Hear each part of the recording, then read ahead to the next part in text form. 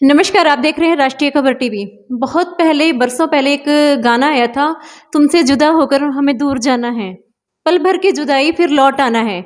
ये गाना के जो ये बोल हैं, ये मैंने इसलिए कहे हैं कि कांग्रेस को ज़ीरकपुर में एक बड़ा झटका लगा है, क्योंकि कांग्रेस में शामिल हुए अंकुश उप्पल, जो कि बीजेपी छोड़कर कांग्रेस में आए थे, आज फिर से उन्होंने बीजेपी का दामन थाम लिया है। और क्यों थामा है बीजेपी का दामन दोबारा अंकुश उप्पल ने, इस पर जवाब देने के लिए अंकुश उप्पल खुद मेरे साथ मौजूद हैं। आइए उनसे बात करते हैं। सर, बहुत बहुत स्वागत है राष्ट्रीय खबर टीवी में आपका। सर, आप पहले बीजेपी में थे, एमसी इलेक्शन में आपने बीजेपी में बड़ी अपना सहयोग दिया। उसके बाद आप कुछ नाराजगी के चलते कांग्रेस में चले गए थे, लेकिन अब दोबारा से बीजेपी में आना, ये किस तरह, क्यों आपने ये कदम उठाया है? ऐसा है मैडम, मैं आपको बताना चाहूँगा कि पहले जो हमें ये डिसीज़न लेना पड़ा था कि हम कांग्रेस में गए थे, तो उस टाइम हमारी जो लीडरशिप थी और जो कुछ हालात ऐसे थे कि भी हालातों के कारण हमें अपनी पार्टी से जाना पड़ा। लेकिन उसके बाद अभी आपको पता ही कुछ ज़्यादा टाइम नहीं हुआ हमें, हम जुलाई अगस्त में गए थे बीजेपी छोड़ के। तो 3-4 महीने में हमारी कुछ जो बातें थी, डिस्कशन तो सबसे चल ही रही थी, तो वो बातें जो हमारी सारी क्लियर हुई हैं। उसके बाद जो हमारी गलतफहमियां थी वो सब दूर हो गई हैं। तो इसलिए हमने डिसीज़न लिया कि अपनी माँ पार्टी में हम वापस आएंगे। ये तो एक फौजी चला गया था जी, छुट्टी काट के वापस आ रहा है अपने घर। पहले जब आप कांग्रेस में शामिल हुए थे, तो मैंने ही आपका इंटरव्यू किया था, अगर आपको याद हो। तो उस वक्त आपने कहा था कि बीजेपी की जो रणनीतियां हैं, जो कारगुजारी का तरीका है, उससे आप नाराज हैं, उससे आप वो पसंद नहीं है। तो क्या आप बीजेपी की वो रणनीतियां ठीक हो गई हैं? क्या उनकी कारगुजारी अब सही लग रही है आपको? बीजेपी पार्टी से ना मेरे को पहले शिकायत थी, ना मेरे को अब शिकायत है। उस टाइम पे जो हमारी लोकल लीडरशिप थी, उन लोगों ने जो काम किए आपने देखा। मैंने अपने तन मन धन से पूरा बीजेपी का जो एमसी इलेक्शन था, मैंने पूरे तन मन धन से लड़ा वो। तो उस टाइम पे भी मैंने यही कहा था कि मैंने पार्टी को नहीं छोड़ा, और ना हम कांग्रेस पार्टी में आए हैं। आप अपना इंटरव्यू आपने लिया था, आप चेक कर लेना। हम कांग्रेस पार्टी में नहीं गए थे। हम अपने एक नेता के साथ, जिन्होंने हमें विश्वास जताया था कि हम आपके साथ और आपको पूरा साथ लेके चलेंगे। ढिल्लो साहब हमारे हैं, ठीक है जी, उदयवीर जी हैं। लेकिन इन्होंने हमें देखो, जो मान सम्मान देना चाहिए था, जो प्रेफरेंस देनी चाहिए थी, वो नहीं दे पाए। या आप ये कहो कि भाई आज वो खुद भी परेशान है कि आने वाले इलेक्शन में क्या होगा। तो इसलिए मैंने ये डिसीज़न लिया है कि मेरे को अपनी माँ पार्टी में वापस जाना चाहिए। जो मेरी शुरू से, मेरे पूरे परिवार, मेरे सभी जो दोस्त हैं, मेरे साथ कम से कम 25 से 30 परिवार जो आज जुड़े हैं दोबारा। हमने अश्विनी शर्मा जी से मेरी सारी डिस्कशन हुई थी।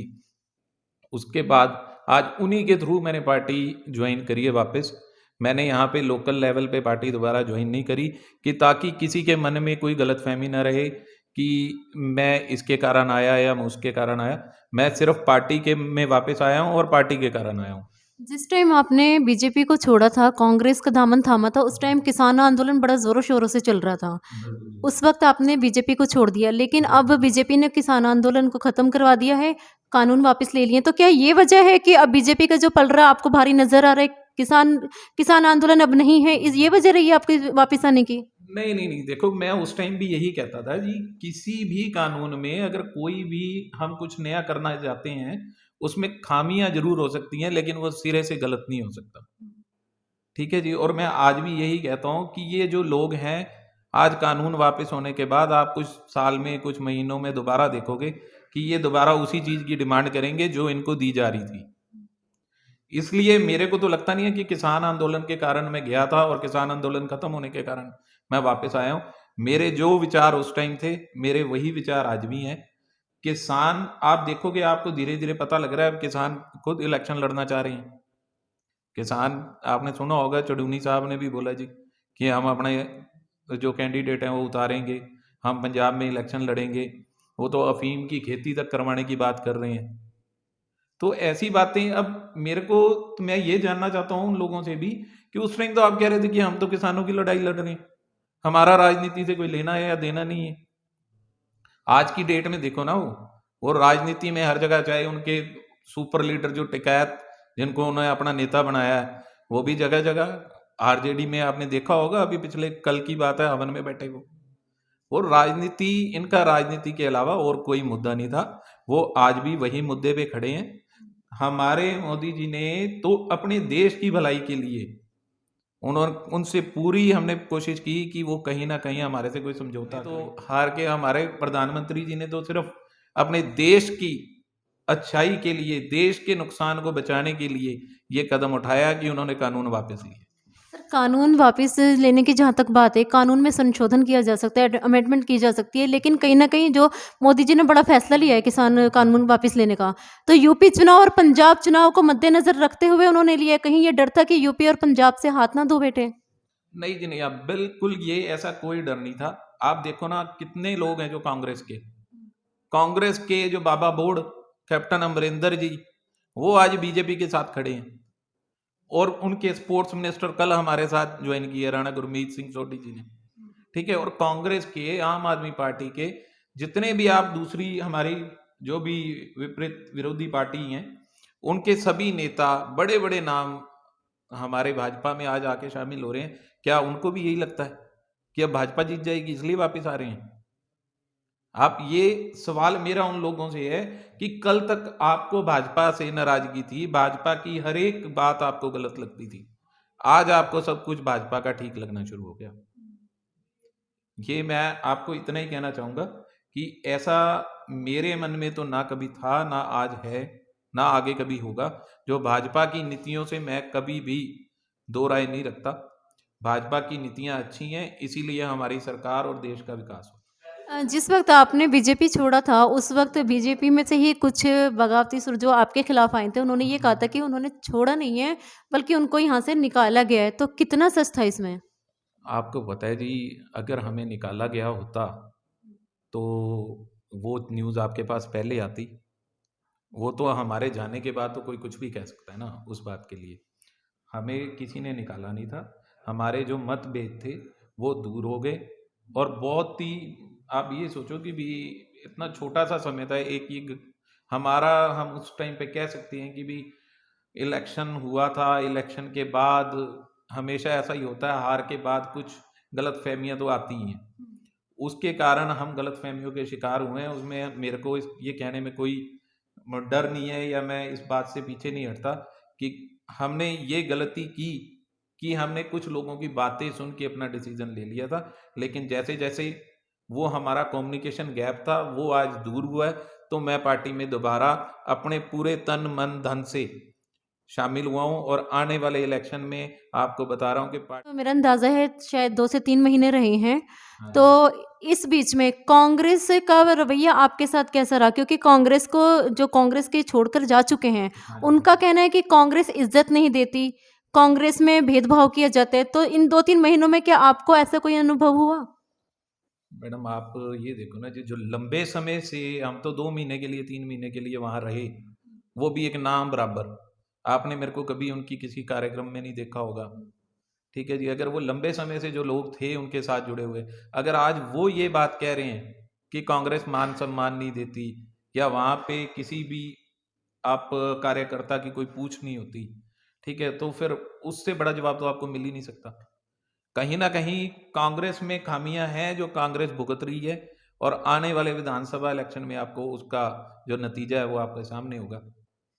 तो कांग्रेस को आप छोड़कर बीजेपी में आ गए हैं, बीजेपी छोड़ के पहले कांग्रेस में गए थे, तो कहीं न कहीं उस वक़्त मन में ये बात नहीं आई आपके कि झटका देना है बीजेपी को? एक दिग्गज अंकुश उपल जो एक बड़ा नाम रहे हैं, जिन्होंने एमसी इलेक्शन में बहुत ज़्यादा सहयोग किया है बीजेपी का, उसको, उसका जाना बीजेपी को एक झटका देने जैसी बात थी। कहीं ये मानकर आप चल रहे थे कि बीजेपी को झटका मिलेगा, बीजेपी से मनभेद दूर हो जाएँगे और दोबारा बीजेपी में आना है? नहीं नहीं नहीं नहीं, ऐसी कोई बात नहीं थी। मेरा कोई ऐसा मोटिव नहीं था कि मैं बीजेपी को झटका देना। मैं आपको पहले भी कह चुका हूँ और फिर दोहरा रहा हूँ कि मेरा पार्टी से किसी तरह का कोई मतभेद नहीं है। मेरा पूरा परिवार आज से नहीं, पिछले 50 साल से, जब से जनसंघ से के टाइम से बीजेपी से जुड़ा हुआ है। लेकिन यहाँ हमारे कुछ मतभेद हुए थे जो लोकल लीडर्स थे उनके साथ हुए थे। वो भी कुछ गलत फहमियां थी जो क्रिएट की गई थी लोगों द्वारा। वो हमारा कम्युनिकेशन गैप था कि मेरे को जैसे कहीं और से कोई बात पता चलती है थर्ड पर्सन से। हमारी कुछ बातें क्लियर नहीं हो पाई, और ना ही जो बीच में हमारे लीडर थे उन्होंने भी ये कोशिश नहीं की थी उस समय कि भी हमारी जो कम्युनिकेशन है वो प्रॉपर होना चाहिए। वो एक कहते हैं ना कि भी हीट ऑफ द मोमेंट, वो हमारा एक डिसीजन हुआ था जो हमारे प्रधान ने लिया था, तो हमने अपने प्रधान का आंखें बंद करके पूरा विश्वास करके साथ दिया था। लेकिन बाद में हमारे सामने पिक्चर कुछ और थी, तो उसका ये नतीजा है कि अंकुश उत्पल को अपने पूरे साथियों के साथ, पूरे बल के साथ वापस आना पड़ा। आपको लगता है पंजाब विधानसभा 2022 में के चुनावों में अब बीजेपी को पंजाब पूछेगा, पंजाब की जनता अपना सकती है बीजेपी को, क्योंकि 117 सीटें, क्या लगता है कि कितनी सीटों पर बीजेपी काबिज हो सकती है? देखो आज की जो हमारी हम क्या कहेंगे भी आज का जो सिनेरियो चल रहा है उससे आप देखो कि कितनी सीटों पर बीजेपी काबिज हो सकती है?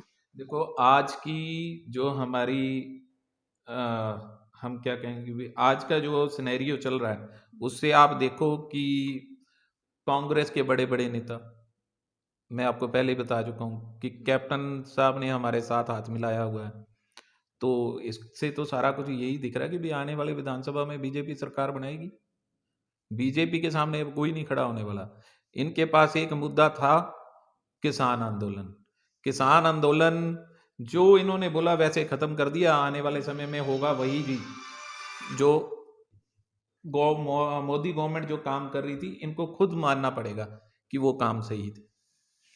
तो अंकुश उत्पल को आपने सुना, जिन्होंने कहा है कि बीजेपी को छोड़ना, बीजेपी को झटका देना नहीं था, कुछ मतभेद, आपसी मतभेद चल रहे थे जो दूर हो चुके हैं, और कांग्रेस को छोड़कर दोबारा से अंकुश उत्पल का बीजेपी में आना कांग्रेस को एक बड़ा झटका जरूर लग सकता है, क्योंकि कांग्रेस में जिस वक्त अंकुश उत्पल शामिल हुए थे उस वक्त उनके साथ कई परिवार भी शामिल हुए थे।